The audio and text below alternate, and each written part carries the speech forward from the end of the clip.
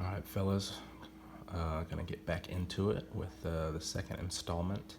What I'm about to show you guys is my favorite watch that I've ever owned, simply because it does so much and its accuracy, which is ridiculous, but I'll get into that. So without further ado, it is the Seiko Reduced. So Sam knows, and Chuck, I think you saw it too. I had that Citizen Skyhawk, which was like the busiest watch ever, way busier than this, but I've kind of gone back to a busy dial. Seiko makes the Flightmaster, but this one is the Flightmaster Reduced because it's a little bit smaller. Just like Omega makes a Speedmaster, there's a Speedmaster Reduced. It's just a smaller version. And this one's 41 millimeters, and then I believe 46, 47 lug to lug, so it fits me well. You guys will see that. Quick wristwatch check. Bang. The patty. It did not come on this strap. I put it on a leather strap to give it like a Navitimer type feel, because that's what it reminds me of. 20 millimeter lug widths. There's the case back. The strap came from Watch Gecko. They make pretty good straps, pretty decent price. Got your quick release pins here. So I'll get into the bezel here in a minute.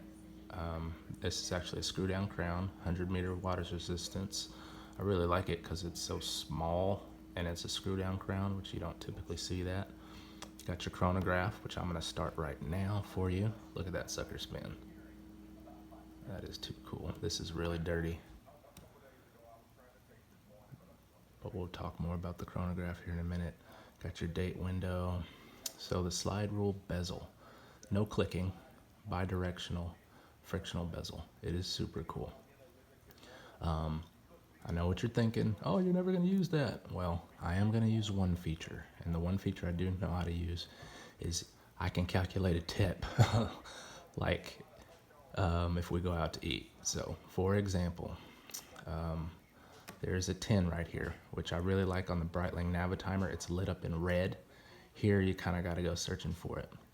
But let's say we have a $400 tab. We all go out to eat. We have a $400 tab. I find this 10.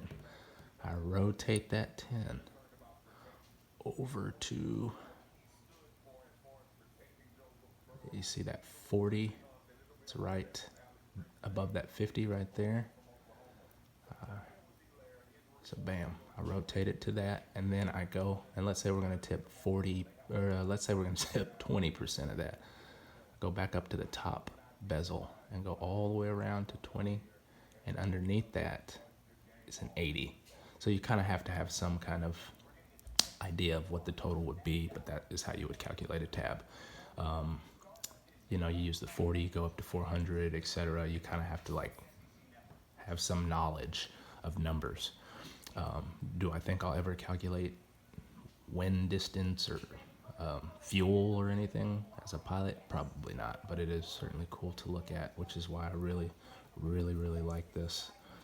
Real thin profile. I think it's like 11 millimeters thick. Clean case back. No signed. So like I said, it's aftermarket strap. It wears well. I'm getting ready to show you guys. So I'll let that go while I take the patty off.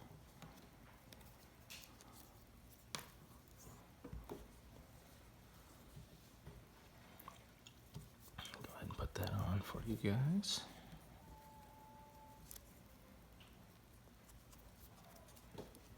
Look at that sucker.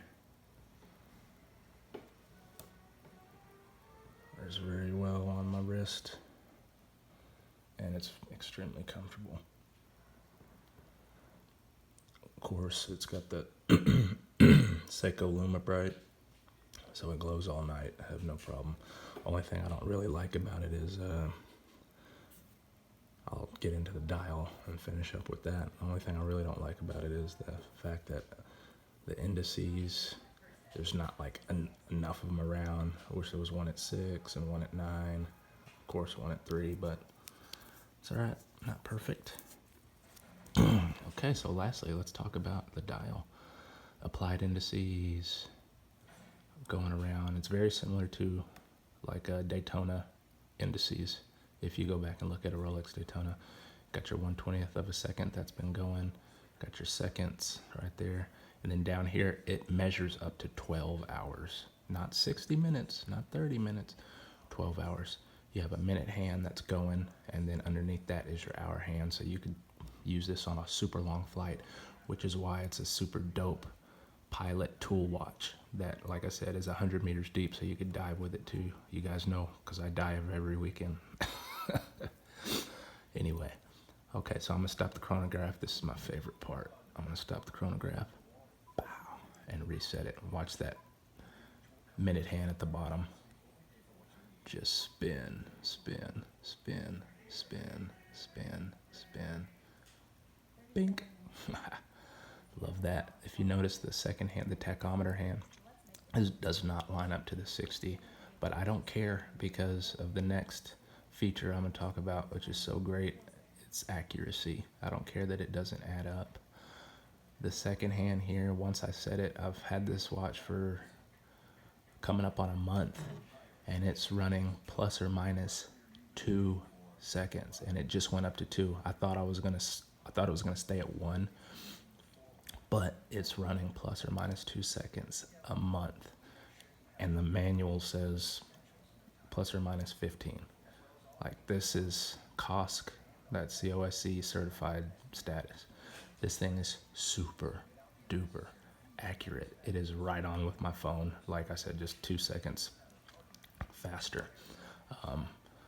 So in a year, what, I might be off maybe 24 seconds or something like that. I don't know. That's pretty dope. What else, guys? I think that's it. That is part of the reason why I like this thing, because it does so much. It's so versatile. It's such a great watch. Looks great on the wrist. Looks cool. Glows. You can dive with it. It could be a field watch. It could be a pilot watch. To me, in my opinion, this is the ultimate tool watch. Like, you don't get any more functional than this thing. So let me know what you guys think. All right, I got one more video coming up. So that one's gonna be a fun one. All right, later, guys.